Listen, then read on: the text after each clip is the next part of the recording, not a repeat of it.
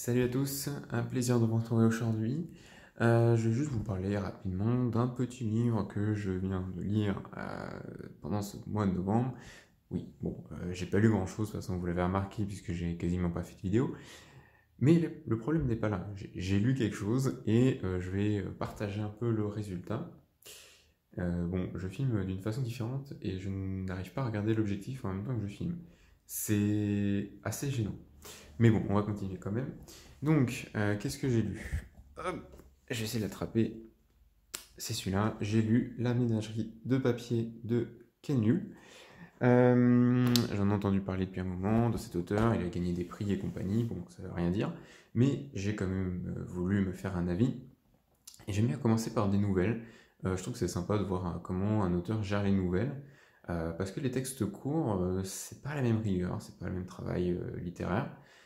Donc j'étais curieux. Bon, vous allez me dire oui c'est différent, donc pourquoi tu dis ça? Bah, ça permet de juger le style, ça permet de juger le sens du suspense, ça permet peut-être de juger aussi l'imagination de l'auteur. Et on va dire que c'est quelque chose que j'aime bien avec Ken Liu, donc c'est un auteur de science-fiction. Là dans ce recueil il y a 19 nouvelles, plus ou moins longues, certaines particulièrement courtes, d'autres un petit peu plus développées. Et bah, c'est franchement sympathique. J'ai pas grand chose à dire sur le style, mais il y a une imagination assez prolifique. Et j'aime bien en fait parce que sur ces 19 nouvelles, il y a quand même une sorte de fil conducteur, alors à peu près différent, mais ça tourne beaucoup autour de la forme de la pensée, de la façon d'écrire, de la façon dont on pourrait s'exprimer si on était une autre espèce. Moi j'aime bien ce concept. Et il arrive à imaginer des trucs que j'avais pas du tout pensé et qui sont vraiment incroyables. Enfin, c'est tout bête des fois, une façon de penser, une façon de réfléchir, une façon de même d'écrire ou de transmettre des connaissances, si, donc pour une espèce alien quelconque. Et c'est plutôt sympa. Et donc sur les 19 nouvelles, bon, il y en a quelques-unes qui sont pas oufissimes, mais il y en a une bonne partie qui est franchement sympathique. Ça peut être des petites histoires d'amour que j'aime bien, que j'ai bien aimé. Il y a une nouvelle, alors je ne me souviens pas du tout des titres, où c'est une jeune fille, enfin une colonie d'humains qui arrive sur une planète avec une espèce d'alien qui vraiment est étrange, enfin qui n'a rien à voir avec l'espèce humaine. Et il y a une petite fille qui se lie d'amitié, et puis bon, qui se lie après un peu d'amour, il faut le dire, avec un alien d'à peu près son équivalent d'âge humain. Et j'aime beaucoup cette nouvelle, elle est vraiment sympathique. J'étais dedans, j'étais là, je me disais, mais pourquoi les humains sont toujours aussi stupides, que ce soit dans les livres ou dans les films de science-fiction, quand ils rencontrent une nouvelle espèce.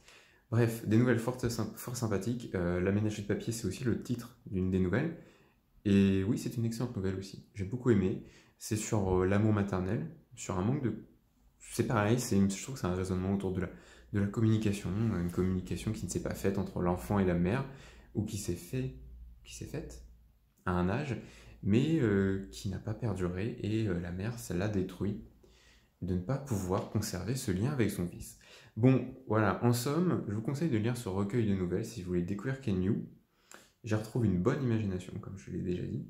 Et maintenant, je suis curieux de voir comment il gère les romans. Alors, je crois qu'il a écrit une série qui s'appelle La Grâce des Rois. Je vais essayer de la lire dès que je pourrai l'acheter, en fait. Donc, pas tout de suite. Encore étudiant, vous connaissez l'histoire des étudiants, la façon dont vivent les étudiants. Et les livres, c'est pas la priorité pour l'instant. Bon, merci d'avoir regardé la vidéo, assez courte, mais c'est pour dire que je communique encore sur Internet. Ciao, bonne journée.